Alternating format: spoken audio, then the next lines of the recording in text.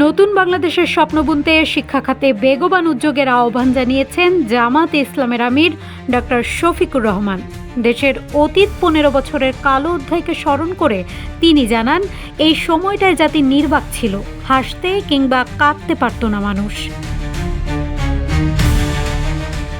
মৌলভীবাজারের বড়লেখা উপজেলায় জামাত আয়োজিত ঈদ পুনর্মিলনীতে প্রধান অতিথির বক্তব্যে ডক্টর শফিকুর রহমান উজ্জ্বল ভবিষ্যতের জন্য শিক্ষার প্রতি গুরুত্ব আরোপ করেন এবং দেশের যুব সমাজকে পরিবর্তনের মূল চালিকা বলেও অবহিত করেন।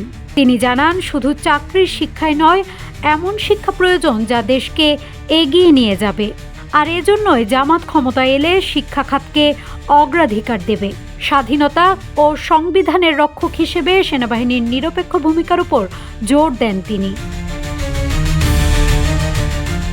অন্যদিকে এমন শিক্ষার প্রয়োজন যা শুধু মানুষের জীবন বদলে দেবে না, তারাও চাকরির নিরাপত্তা পাবে। মৌলভীবাজারের বড়লেখায় অনুষ্ঠিত ঈদ পুনর্মিলনীতে তিনি এক কথায় পরিলক্ষিত করলেন দেশের দীর্ঘ অস্থির সময়ের চিত্র এবং নতুন প্রজন্মকে তৈরির তাগিদ, যারা পরিবর্তনের হাতিয়ার হয়ে স্বপ্নের বাংলাদেশ গড়বে।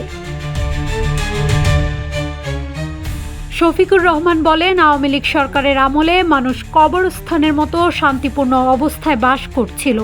3টি জাতীয় নির্বাচনের কথা তুলে ধরে তিনি বলেন, একটি ছিল ভোটারবিহীন, একটি নিশি রাতের নির্বাচন এবং সর্বশেষটি ছিল প্রতীকী প্রতিদ্বন্দ্বিতার। তার ভাষায়, এই নির্বাচনের মাধ্যমে সরকার 2041 সাল পর্যন্ত ক্ষমতায় থাকার ঘোষণা দিয়েছে। তিনি হুঁশিয়ারি করে বলেন, জনগণের অধিকার হরণ করে দেশের স্বাধীনতা, সার্বভৌমত্ব ও মানবিক মর্যাদা নষ্ট করা হয়েছে।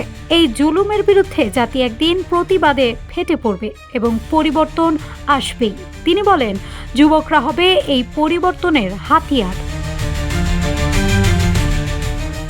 ডাক্তার শফিক বলেন, আমরা এমন শিক্ষা চাই না যা মানুষকে মানুষ হতে শেখায় না, বা যে শিক্ষা শেষ করেও একটা চাকরি পাওয়া যায় না।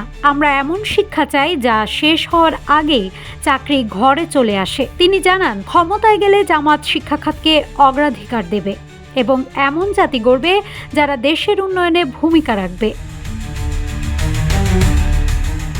জাতীয় সংসদ নির্বাচন প্রসঙ্গে তিনি বলেন, প্রধান উপদেষ্টা ওয়াদা রেখেছেন এপ্রিলের প্রথমার্ধে নির্বাচন হবে। আমরা চাই সেই ওয়াদা বাস্তবায়িত হোক।